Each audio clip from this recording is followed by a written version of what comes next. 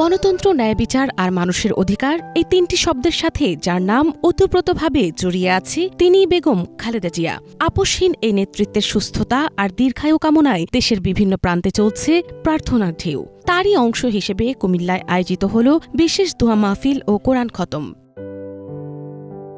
BNP chairperson ও ৩ বারের সাবেক প্রধানমন্ত্রী বেগম খালেদা জিয়ার পরিপূর্ণ সুস্থতা কামনায় কুমিল্লার ভাঙ্গুড়া থানার আকবপুর ইউনিয়নে এই দোয়া মাহফিলের আয়োজন করে ইউনিয়ন বিএনপি ও অঙ্গ সহযোগী সংগঠনের নেতাকর্মীরা। এই আয়োজনের অংশ হিসেবে ৫ শতাধিক কোরআন শরীফ খতম দেওয়া এবং পশু সদকা করা হয়। দোয়া মাহফিলে বেগম খালেদা জিয়া জনগণের অধিকার ও ন্যায় বিচারের প্রশ্নে কখনোই আপোষ করেননি। এজন্যই তাকে মিথ্যা মামলা ও কারাবরণ সহ বহু নিপীড়ন সহ্য করতে হয়েছে বলে মন্তব্য করেছেন বিএনপির ভাইস চেয়ারম্যান ও কুমিল্লা ৩ আসনের প্রার্থী শাহ মোফাজ্জল হোসেন কায়কোবাদ। উনি যে ত্যাগ স্বীকার করেছেন আমাদের জন্য, শুধু তাই নয়, আপনারা লক্ষ্য করেছেন এই জালেম সরকার উনার গিয়ে বসত বাড়ি থেকে ওনাকে কিভাবে বিদায় করে দিয়ে বাড়িটি ভাঙচুর করেছে দেখেন না আপনারা।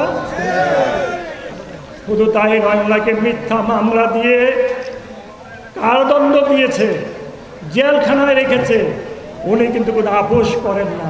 মোফাজ্জল হোসেন কায়কোবাদ বলেন, বেগম খালেদা জিয়ার সুস্থতা কামনায় মুরাদনগরের বিভিন্ন মসজিদ ও মাদ্রাসায় কোরআন খতম এবং সদকা কার্যক্রম পরিচালিত হয়েছে। এ সময় বেগম জিয়ার সুস্থতার জন্য সকলের কাছে দোয়াও চেয়েছেন তিনি। অসুস্থ থাকা অবস্থায় আমরা মুরাদনগরের পক্ষ থেকে মক্কা শরীফে সদকার ব্যবস্থা করেছি এবং মুরাদনগরের বিএনপি কাশিমপুরেও সদকার ব্যবস্থা করেছি। 100 কোরআন শরীফ খতম। আমি সারা মুরাদনগরে 500-এর অধিক কোরআন শরীফ খতম হয়েছে। বেগম খালেদা জিয়ার সুস্থতা কামনার পাশাপাশি বিএনপির ভারপ্রাপ্ত চেয়ারম্যান তারেক রহমানকে দেশি বিদেশি ষড়যন্ত্র থেকে হেফাজত করতে নিজেই দোয়া পরিচালনা করেন সাবেক এই ধর্মমন্ত্রী। আমাদের প্রেসিডেন্ট জিয়ার সহধর্মিণী ম্যাডাম খালেদা জিয়াকে আপনি সুস্বাস্থ্য নিয়ে আমন্ত্রণ। News desk, Bangla vision.